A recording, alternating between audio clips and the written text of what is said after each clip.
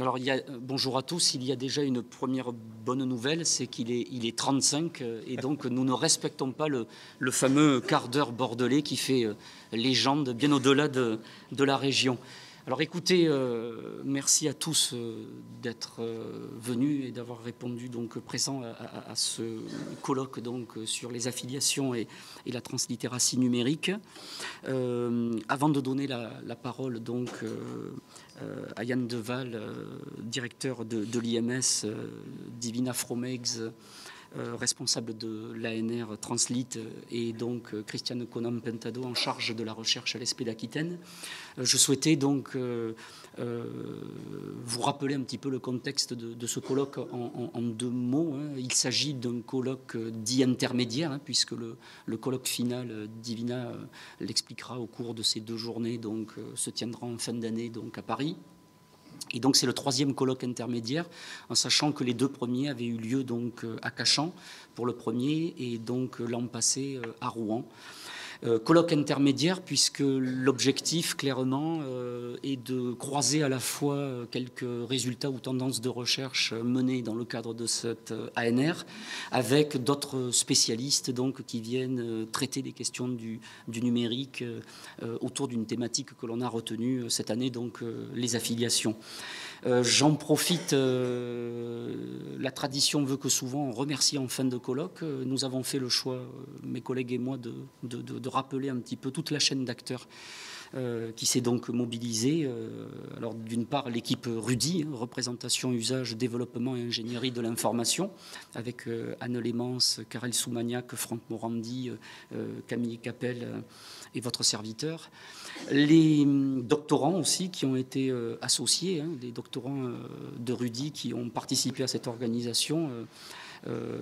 Également donc divers partenaires, notamment l'équipe CIH donc du groupe Cognitique, le réseau Canopé, Aude Thépeau, Véronique Lespine, Najib, Nathalie Pined. Je tenais aussi très officiellement à remercier les personnels de l'IMS, du laboratoire, Aurore, Nicolas, Régis et Nathalie également. Et puis, au-delà de ça, donc, les partenaires aussi. Je vous rappelle qu'il est toujours difficile, outre les préoccupations scientifiques, de pouvoir tout simplement économiquement organiser des manifestations scientifiques de quelques dizaines de personnes en cours d'année. Et donc, nous n'aurions pas pu clairement mettre en œuvre ce colloque intermédiaire sans la participation de quelques partenaires que je souhaitais très chaleureusement remercier.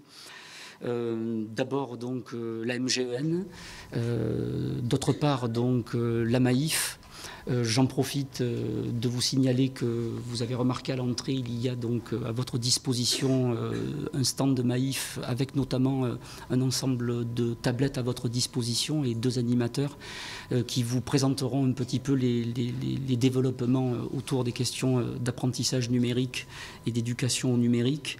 Et donc pendant les pauses, pendant le buffet, etc., vous pourrez prendre quelques minutes pour découvrir avec eux ces applications. Vous connaissez, je pense, l'offre Maïf, mais il y a des stratégies éditoriales qui sont en train de se dessiner que nous avions retenues donc, pour ce colloque. La mairie de Bordeaux aussi, puisque je vous rappelle que la mairie de Bordeaux nous accueillera ce soir.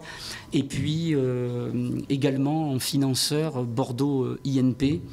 Et donc la participation aussi de Canopé. Voilà.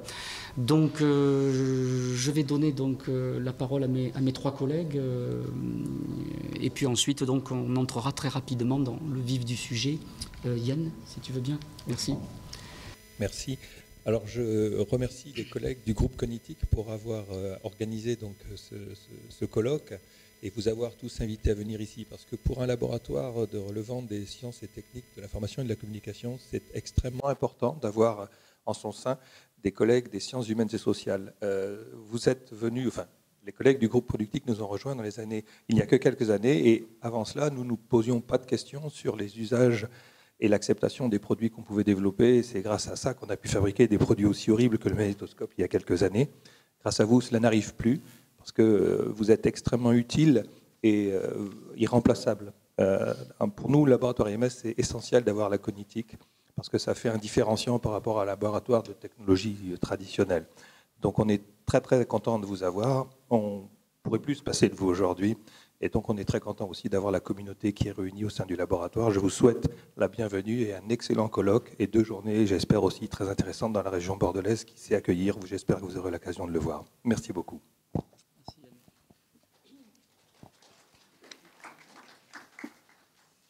Merci de nous accueillir ici. Je crois que de nous voir tous réunis ici, ça me donne le sentiment que le pari de l'ANR Translit est en train d'être gagné. L'ANR, si vous en souvenez, il y a 2 ou 3 ans en arrière, c'était encore un réseau qui se cherchait, mais qui avait la volonté de faire se parler plusieurs communautés qui d'habitude ne se rencontrent pas. Par exemple, celle des cogniticiens. D'où l'idée qui n'était pas prévue dans le projet, hein, je le rappelle, les colloques intermédiaires n'étaient pas prévus. Une ANR en général fait un colloque final, mais avec les 4 porteurs hein, de l'ANR, Éric Delamotte, Vincent Liquette, Éric Bruyard, on s'est dit qu'on allait essayer de se retrouver chaque année régulièrement pour faire le point et systématiquement de le faire ailleurs que Paris, de ne pas être parisiano-centré. Et du coup, on a cherché des financements et on a eu des soutiens financiers qui nous ont permis de ne pas trop ponctionner sur le budget ANR pour malgré tout faire des réunions scientifiques indépendamment de nos réunions de travail habituelles. Hein. Donc ces rendez-vous annuels nous ont permis, je crois, de mailler un peu le territoire. On est allé à l'ENS Cachan, on est allé à Rouen, on vient à Bordeaux, on repartira sur Paris. Mais ça nous permet de voir sur place qui sont nos partenaires, hein, de continuer à nourrir les réflexions interdisciplinaires qui sont, je crois, ce qui font l'originalité de ce projet. Donc moi, je suis très heureuse que nous soyons sur cette thématique des affiliations parce que je crois que ce que nous avons découvert au fur et à mesure que nous avancions sur les translittératies et sur le numérique, hein, c'est la force de l'émotion dans le savoir hein, et dans les apprentissages et la force des biens relationnels hein, que sont les réseaux. Et donc je pense que c'est important que nous continuions à accompagner la réflexion là-dessus. Hein. L'ANR est déjà en soi un succès puisque beaucoup de nos résultats, nous avons pu les réinvestir dans la société civile, hein, que ce soit au niveau de certaines instances ministérielles, mais aussi des régions, hein, des ESP, je l'espère. Et je crois que c'est vers là que nous devons tendre tous, hein, à dépasser les barrières de l'université pour transmettre aussi nos savoirs et nos trouvailles et nos recherches en France et à l'international. Donc demain en AG, ceux d'entre vous qui voudront bien rester, nous essaierons de nous projeter sur l'après. Et l'après, c'est entre autres l'international, peut-être la capacité que nous pouvons avoir à faire réseau. Je suis reconnaissante à tous de votre participation, de vos contributions, parce que je sais que c'est beaucoup de temps. Je sais aussi que c'est difficile en France de faire réseau, de travailler et de partager au-delà de nos individualismes hein, et au-delà des systèmes de concurrence qui se sont installés. Et ce que j'espère, c'est qu'on va continuer, bien sûr, à entretisser la toile des affiliations bien au-delà de cette année. Merci à tous.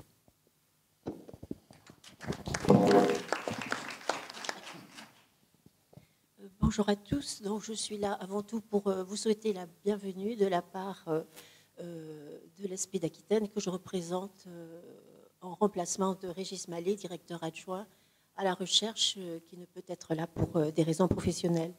Je tiens à rappeler la place cruciale de la recherche à l'ESP, non seulement par le rattachement à des équipes d'accueil de ces enseignants-chercheurs, mais aussi par les dispositifs mis en place à travers les séminaires de recherche de master pour les étudiants, des étudiants qui, me semble-t-il, sont présents aujourd'hui ici également.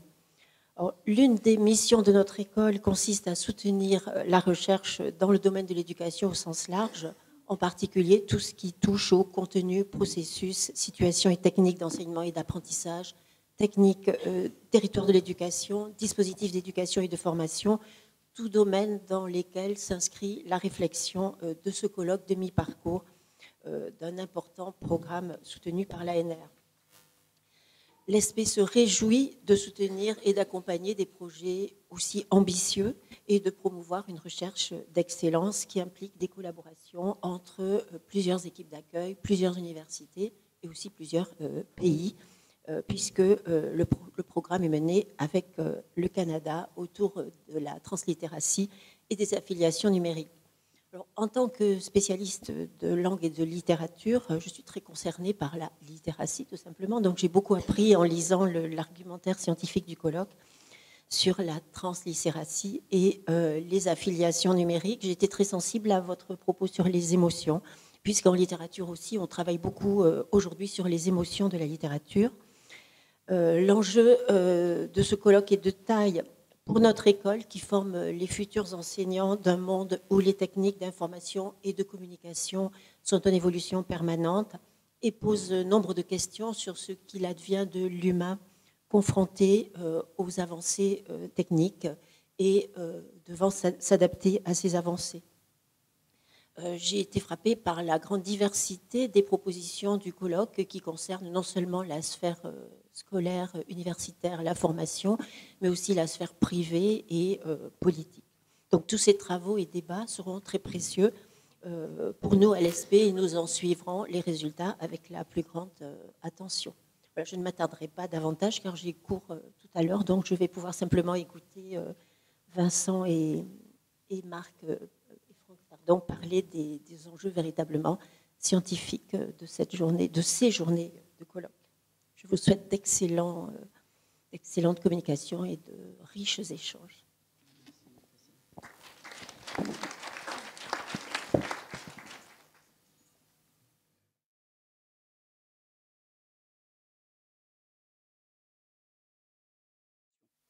Alors, comme dans la série Tintin, il y a Dupont et Dupont, on vous propose donc à deux voix. Hein. Oui, il y a eu Marie-Laure Augry et Yves Morosi, des duos qui ont marqué l'histoire des médias. Et donc, Karim et Silla. Tout à fait. Enfin bon, on va peut-être s'arrêter là. Et donc, nous avons fait le choix, Franck et moi, donc, de proposer une sorte très synthétiquement, mais une sorte de présentation introductive. En fait, l'objectif, clairement, c'est d'essayer, en quelques minutes, un petit peu d'articuler ce qui n'est pas aisé, les questions de translittératie, les questions de numérique, et la problématique, donc, et la thématique des affiliations, donc, puisque, comme vous le voyez, nous avions fait le choix de la forme plurielle d'affiliation. Bon, merci Vincent, et bonjour à tous.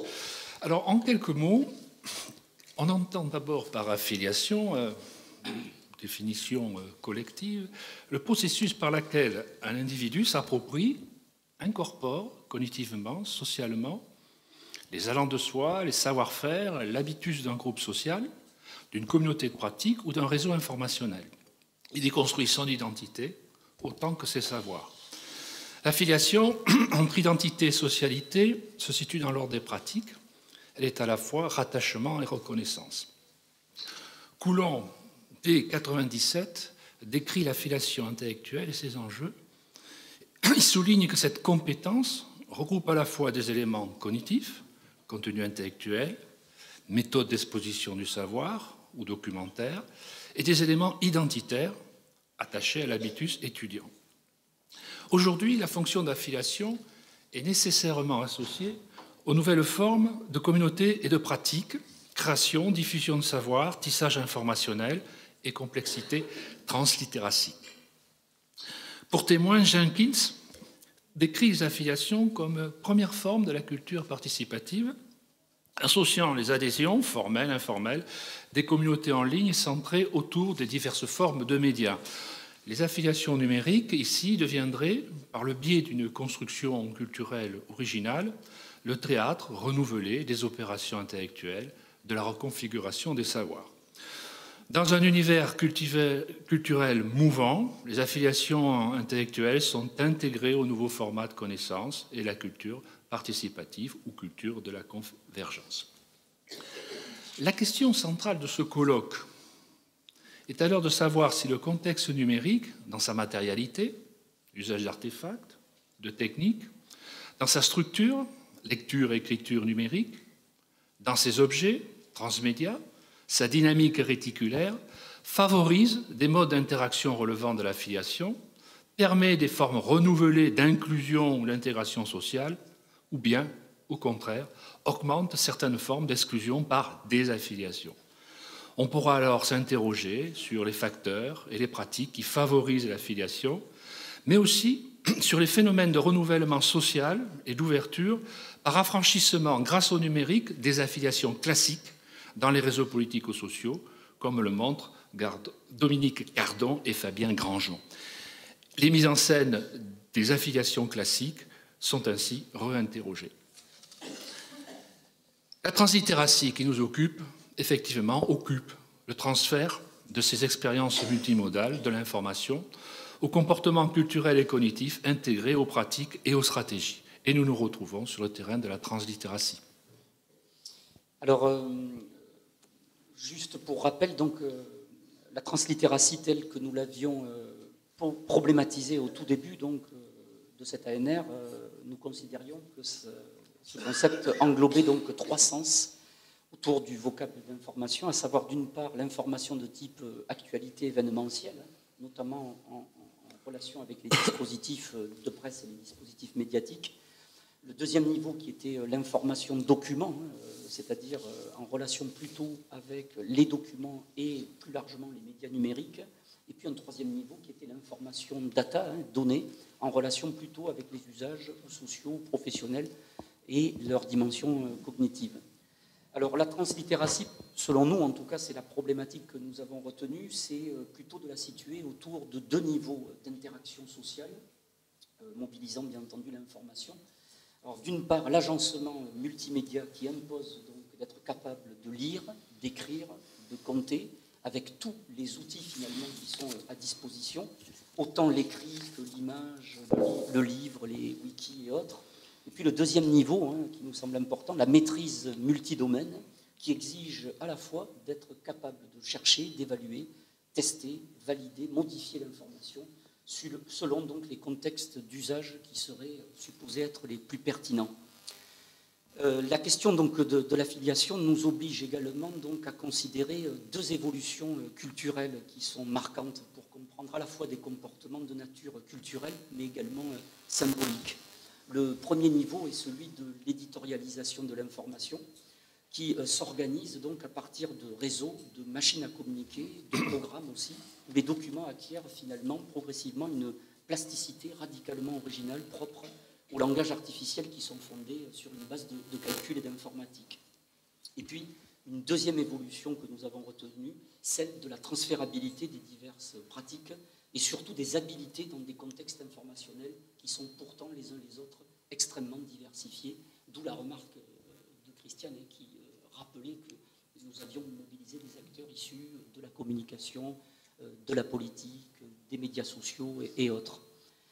L'affiliation, donc, vous l'avez vu dans l'appel à projet, est une perspective donc, pour nous de rapport à l'information, aux documents et aux techniques de traitement et de diffusion de l'information. Et nous avons retenu 3 natures d'affiliation que nous souhaitions rappeler. La première, c'est l'affiliation donc, de nature générationnelle, à savoir donc, ces affiliations autour ou par le numérique qui vont interroger finalement les transferts, les appropriations de savoir ou de compétences au sein d'une même génération, à savoir donc plutôt de nature intragénérationnelle, par exemple les moins de 15 ans, les jeunes adultes ou autres, ou un deuxième niveau qu'on interrogera, le niveau intergénérationnel, notamment d'essayer de voir ce qui peut se passer entre, par exemple, des parents et des enfants, ou alors voir les grands-parents et les plus jeunes.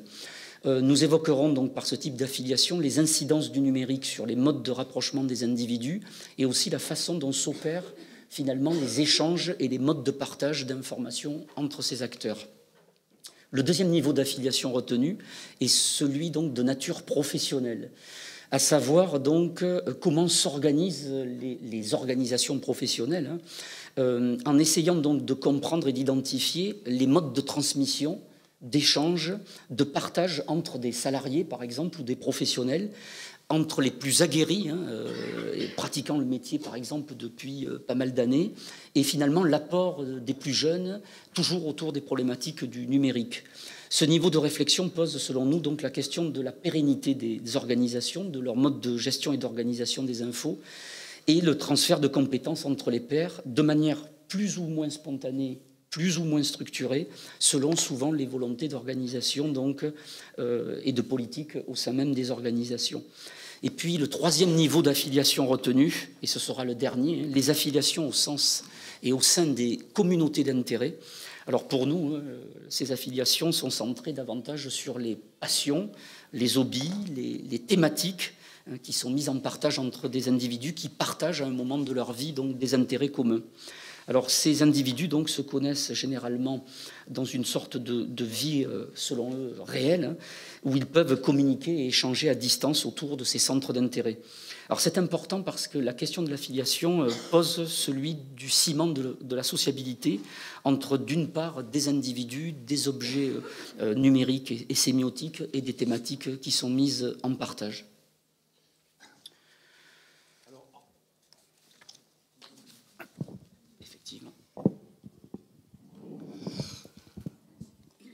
In fine, les questions que nous nous posons sont en fait en chantier sur 3 plans différents, qui est la question épistémologique, penser ce qui nous lie ensemble. Le passage d'un lien faible d'affiliation à un lien fort suppose une manière de reconstruire et de reconsidérer les modèles classiques de la relation sociale.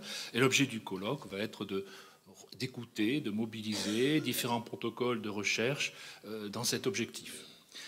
Après la question épistémologique, une des questions centrales est la question anthropologique. Les affiliations constitueraient une sorte de nouveau socle anthropologique qu'il s'agit de décrire, de découvrir, d'explorer à travers les expériences et les observations.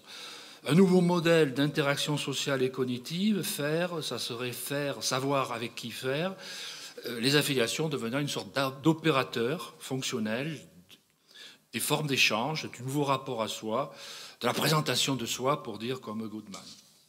La dernière question, c'est la question des continuités et des ruptures par affiliation numérique.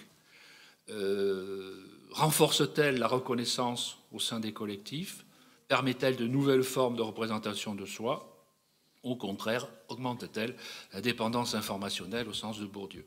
En quoi a-t-on affaire à des changements de mode de production du social, du travail, de l'échange, autour d'une posture d'autonomisation de l'acteur fondue dans un collectif, l'affiliation? Voilà, donc de cette introduction, pour caractériser notre intention, et comme le disait Divina tout à l'heure, le but était de poser la question de la translittératie, notamment à l'issue des 2 premiers colloques intermédiaires, de Cachan et puis de Rouen. Notre choix, c'est de ne pas s'inscrire dans une problématique homme-machine et non plus dans une analyse d'usage plus ou moins déclarative à travers des diverses méthodes qui auraient pu être mobilisées. Encore une fois, ce qui va nous intéresser finalement, ce sont ces formes d'interaction entre les acteurs et de voir un petit peu ces savoirs, ces langages, ces imaginaires qui sont en circulation entre les acteurs dans des contextes socio-numériques et plus largement des pratiques du numérique. Voilà, donc vous l'avez vu aussi, le colloque est organisé d'une manière très simple, c'est-à-dire que pour ne pas créer chez vous de frustration, la frustration de colloque étant souvent de dire « mince, j'ai choisi l'atelier A alors que finalement j'aurais peut-être dû aller dans l'atelier B », ou alors d'éviter le mouvement perpétuel qui consiste de manière synchrone à tenter de passer d'une salle à l'autre en évitant de perdre quelques propos. Nous avons fait le choix de rester tous ensemble pendant donc, ces 3 demi-journées. Et donc, il y aura donc 3 sessions. Et au-delà des 3 sessions, il y aura donc des communications plénières avec des conférenciers invités. Et donc, le premier conférencier invité, donc programmé théoriquement à 10h, et il est 10h, ça tombe bien. Donc c'est André Tricot, Donc, André, si tu veux bien nous rejoindre. Merci, Franck.